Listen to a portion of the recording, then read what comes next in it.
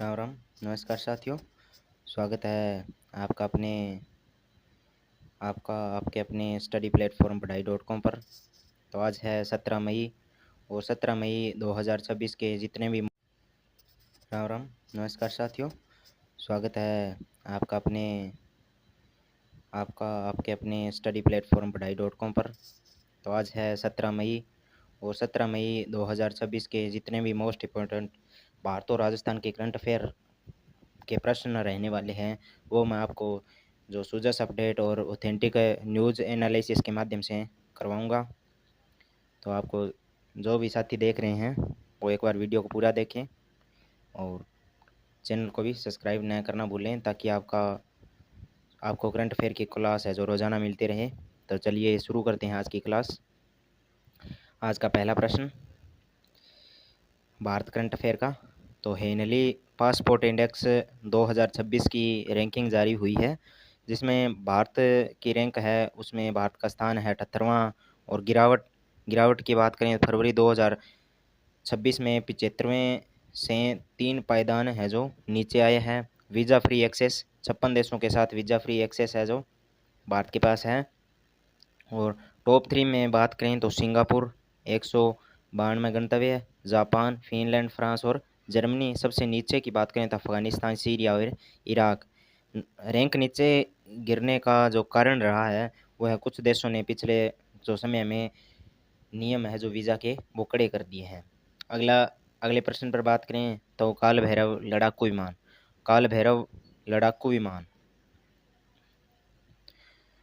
तो काल भैरव लड़ाकू विमान की बात करें तो इसका परिचय है, यह क्या है? भारत का पहला एआई संचालित स्वायत्त लड़ाकू ड्रोन विमान है। भारत का पहला एआई संचालित स्वायत्त लड़ाकू ड्रोन विमान। अगले प्रश्न पर बात करें, सॉरी इसी प्रश्न का तथ्य के संपूर्ण जो एनालिसिस करें तो निर्माण होगा इसका कहाँ? पुर्तगाल में इसका निर्माण होने जा रहा है। विदेश में भारत का पहला स्वायत्त लड़ाकू विमान प्रोजेक्ट है ये। स्पेसिफिकेशन की बात करें तो male category aluminium body, range रहेगी इसकी 3000 किलोमीटर और 30+ घंटे उड़ान इसकी रहेगी। खास फीचर एआई टारगेट पहचान, स्वार्म ड्रोन समन्वय जो रहेगा, इनक्रिप्टेड कम्युनिकेशन भी रहेगा। अब बात करें एयरबस C295 परिवहन विमान। तो एयरबस C295 परिवहन विमान की बात करें तो भारत का पहला निजी क्षेत्र में बना सैन्य विमान है। टाटा एयरबस संयंत्र वडोदरा, गुजरात फैक्ट्री रहेगी इसकी। और स्टेटस अंतिम चरण में सितंबर 2026 डेडलाइन से पहले इसको तैयार किया जाएगा। डील भारत स्पेन 56 विमान का सौदा हुआ है, 16 स्पेन से रेडीमेड और 40 रहेंगे मेक इन इंडिया। और उद्घाटन इसका किया है हमारे जो वर्तमान पीएम हैं नरेंद्र मोदी, अक्टूबर 2024 में, प्लस स्पेन के जो पीएम हैं पेड्रो सांचेज द्वारा किया गया। और यह रिप्लेस करेगा पुराने जो आवारो 748 विमान हैं उसको चेंज करेगा। कॉमन क्राइटेरिया डेवलपमेंट बोर्ड यानी सीसीडीवी की बात करें तो भारत को सीसीडीवी का अध्यक्ष बनाया गया। और कार्यकाल इसका रहेगा अप्रैल 2026 से 2028 तक, यानी 2 साल। और CCRA बैठक फैसला इसका लिया गया। CCRA बैठक 2026 14 से 16 अप्रैल को कहाँ हुई? टोक्यो में आयोजित हुई। CCRA क्या है तो इसकी बात करें, कॉमन क्राइटेरिया रिकॉग्निशन अरेंजमेंट, 31 देशों का समझौता है ये CCRA। फायदा भारत में टेस्टेड आईटी प्रोडक्ट की सुरक्षा सर्टिफिकेट 31 देशों में मान्य होगा, साइबर एक्सपोर्ट भी बढ़ेगा। अगले प्रश्न पर बात करें तो LEAPS लैब्स अवार्ड 2025 को लीड्स रिपोर्ट 2025 लॉन्च हुई 13 मई 2026 नई दिल्ली। लॉन्च किया वाणिज्य मंत्री पीयूष गोयल द्वारा। LEADS logistics across different states, LEADS का पूरा नाम logistics across different states. और लिप्स का पूरा नाम बात करें तो logistic excellence advancement and performance shield. तटीय राज्यों की रैंकिंग है, उत्कृष्ट रहा तमिलनाडु और बेहतरीन गुजरात, केरल और महाराष्ट्र। तेजी से बढ़ने वाले राज्य रहे आंध्र प्रदेश, ओडिशा, गोवा और कर्नाटक। आकांक्षी रहा पश्चिम बंगाल। अगले प्रश्न पर बात करें तो माहे टोकपो रालदी सिंचाई परियोजना उद्घाटन किया विनय कुमार सक्सेना द्वारा। स्थान रहा इसका चांगथंग क्षेत्र, लद्दाख में। ऊंचाई 14,000 प्लस फीट। दुनिया की सबसे ऊंची सिंचाई नहरों में से एक नहर यह रहेगी और लंबाई रहेगी इसकी 210 मीटर। और उद्देश्य है हाई एल्यूड एल्यूड एग्रीकल्चर, जो काली गाजर की खेती को बढ़ावा देना इसका मुख्य उद्देश्य रहेगा। और ग्रीन इनिशिएटिव उद्घाटन पर 15,000 पौधे भी लगाए गए। आगे बात करें तो इसका फ़ायदा 10 स्क्वायर मीटर जगह में 2500 स्क्वायर मीटर जंगल जितना यह काम करने वाली है। अब बात करें अन्य महत्वपूर्ण प्रश्न जो आज के, जिनमें कुछ रिवीजन भी हो जाएगा और कुछ नए प्रश्न भी हमें देखने को मिलेंगे। तो पश्चिम बंगाल विधानसभा अध्यक्ष रथेंद्र बोस 18वें विधानसभा अध्यक्ष निर्विरोध चुने गए। ये पश्चिम बंगाल विधानसभा के अध्यक्ष चुने गए हैं रथेंद्र बोस 18वें विधानसभा में, जो निर्विरोध भी इनका चुनाव हुआ है। भारोत्तोलन महासंघ सहदेव यादव मई 2026 में सर्वसम्मति से दक्षिण एशियाई भारोत्तोलन महासंघ के अध्यक्ष बने। भारतीय महातोलन के महासंघ के भी अध्यक्ष है। Mega shipyard HD Korea ship building Thoothukudi Tamil Nadu में भारत का पहला मेगा ग्रीनफील्ड शिपयार्ड बनाएगी और 4,000 करोड़ भी इसमें निवेश होने वाले हैं।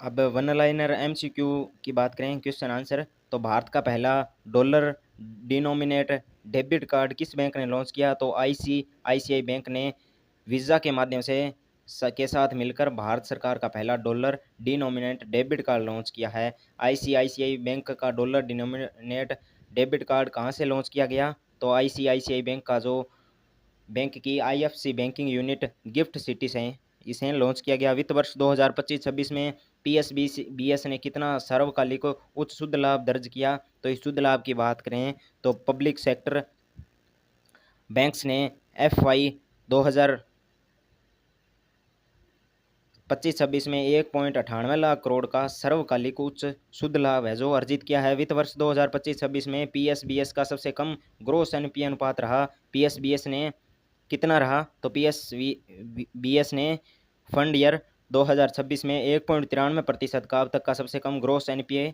जो अनुपात है दर्ज किया है। सेबी ने AIF योजनाओं की तेजी मंजूरी के लिए कौन सा फ्रेमवर्क प्रस्तावित किया? सेबी ने AIF योजनाओं की तेज मंजूरी के लिए गरुड़ा ग्रीन चैनल फ्रेमवर्क प्रस्तावित किया है। गरुड़ का पूरा नाम है, गरुड़ के पूरे नाम की बात करें तो ग्रीन चैनल इफ रोलेट अपॉन डॉक्यूमेंट नॉलेजमेंट है। ADB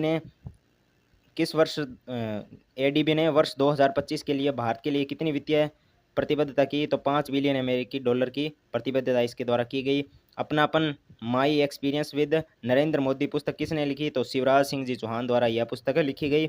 उबेर भारत का अपना पहला डेटा सेंटर किसके साथ स्थापित करेगा? तो ये डाटा सेंटर अडानी समूह के साथ स्थापित करने वाला है। भारत की महिला रिकर्व टीम ने Shanghai Hyundai archery world cup stage 2 में कौन सा पदक जीता? तो महिला रिकर्व टीम ने इसमें स्वर्ण पदक अपने नाम किया है। भारत की स्वर्ण विजेता महिला रिकर्व टीम का हिस्सा कौन थी? तो इसमें बात करें तो खिलाड़ी रही है दीपिका कुमारी, अंकिता भक्त, कुमकुम महोड भारत की स्वर्ण विजेता महिला रिकर्व टीम का हिस्सा रही। किस देश ने IBCA की अध्यक्षता की आधिकारिक पुष्टि की है? तो सऊदी अरब ने इसकी आधिकारिक पुष्टि की है। 2026 में केरल के अगले मुख्यमंत्री के रूप में VD सतीशन को। अब बारी है राजस्थान करंट अफेयर की। तो राजस्थान करंट अफेयर की बात करें तो PM ई बस सेवा है वो राजस्थान में चार्जिंग स्टेशनों की भी स्थापना की गई है, तो वो देखेंगे। तो 250 क्षेत्र है इसके लिए चिन्हित किए गए हैं। प्रधानमंत्री ई बस सेवा योजना केंद्र सरकार द्वारा सरकार की योजना है। उद्देश्य देश में इलेक्ट्रिक बसों को बढ़ावा देना और राजस्थान में ग्रीन मोबिलिटी को भी बढ़ावा देना, जिससे प्रदूषण भी कम हो चुकेगा। तो अंबेडकर DBT वाउचर योजना की लाभ अवधि की बात करें तो इसकी लाभ अवधि रहेगी 5 वर्ष। तो इसकी लाभ अवधि रहेगी 5 वर्ष। ये थोड़ा मिस प्रिंट हुआ है इसमें, तो ये सही कर लेना। 5 वर्ष इसकी लाभ अवधि रहेगी। और SC छात्रों के लिए छात्रावास न मिलने पर DBT वाउचर और राशि आवास भोजन स्टेशनरी हेतु सीधा बैंक खाते में। नोडल विभाग सामाजिक न्याय एवं अधिकारिता विभाग इसका नोडल विभाग रहने वाला है। भारत का नेट जीरो लक्ष्य वर्ष है वो रहेगा 2070 तक, और पीएम मोदी ने कोप 26 ग्लासगो में लक्ष्य रखा, और कार्बन उत्सर्जन और अवशोषण को बराबर करना इसका मुख्य उद्देश्य रहेगा। राजस्थान में योगदान की बात करें तो सीसीयू फील्ड लैब सौर ऊर्जा रिन्यूएबल एनर्जी का इसमें योगदान रहा। और पंचगौरव योजना में उदयपुर के खेल का बात करें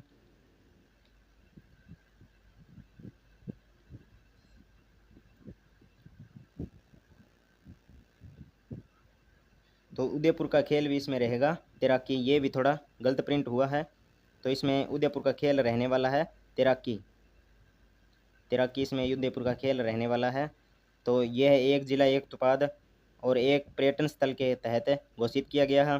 और जिलों में खेल प्रतिभा पहचानना, ओलंपिक स्तर तक ले जाना इसका मुख्य उद्देश्य है। सुविधाएं, स्टेडियम, कोच और छात्रवृत्ति। और कुछ महत्वपूर्ण प्रश्नों पर बात करें तो विकसित राजस्थान 2047 तक। सीएस सुधांश पंत ने भामाशाह टेक्नो हब के दौरान हब का दौरा किया। Focus startup, AI, LOT drone और राज्य उन्नति बैठक सीएम भजनलाल शर्मा की अध्यक्षता में 1.5 लाख करोड़ प्रोजेक्ट की समीक्षा की गई। सेमीकंडक्टर पॉलिसी 15 मई को लॉन्च। 100% स्टाम्प ड्यूटी, 75% एसजीएसटी से छूट, और केंद्र से 40,000 करोड़ भी मिलेंगे। और ग्राम 2026 स्थगित, पीएम मोदी के इंदिरा गांधी नहर संबोधन के बाद से स्थगित है। मकान सूचीकरण 16 से 14 जून। मोबाइल ऐप से डिजिटल जनगणना, और 2027 तक जनगणना का पहला चरण है वो पूरा हो जाएगा। अब बात करें न्यूज़ एनालिसिस की, तो इन प्रश्नों का एनालिसिस मैं आपको ऑलरेडी करा चुका हूं। अगर आप दोबारा पढ़ना चाहें तो आप पढ़ सकते हैं। 12,000 मेगावाट से अधिक के सोलर पार्क है जो निर्माणाधीन है राज्य सरकार द्वारा। वर्तमान में 1000 से अधिक राजकीय भवनों पर सोलर पैनल स्थापित किए जा चुके हैं। वर्चुअल एवं नेट मीटरिंग के माध्यम से 600 मेगावाट के प्लांट लगाए जाने हैं। और प्रधानमंत्री जी ई ड्राइव योजना के अंतर्गत राज्य में 250 स्थान चिन्हित किए गए हैं प्रधानमंत्री द्वारा, और जहां से इलेक्ट्रिक चार्जिंग स्टेशन की स्थापना की जाएगी। अब चौल ताम्र पत्रों की वापसी नीदरलैंड सरकार द्वारा जो भारत सरकार को कर दी गई है, जो 11वीं शताब्दी के चौल ताम्र पत्र थे। और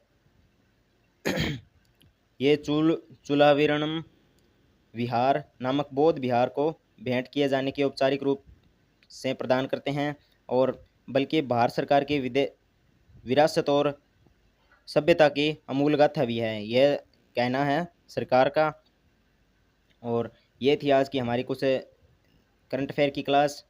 तो एक बार अगर आपने क्लास पूरी देख ली है तो क्लास को लाइक ज़रूर करें, और हमारा चैनल सब्सक्राइब करना ना भूलें, ताकि आपको डेली जो करंट अपडेट मिलता रहे। तो जय हिंद, जय भारत, जय राजस्थान।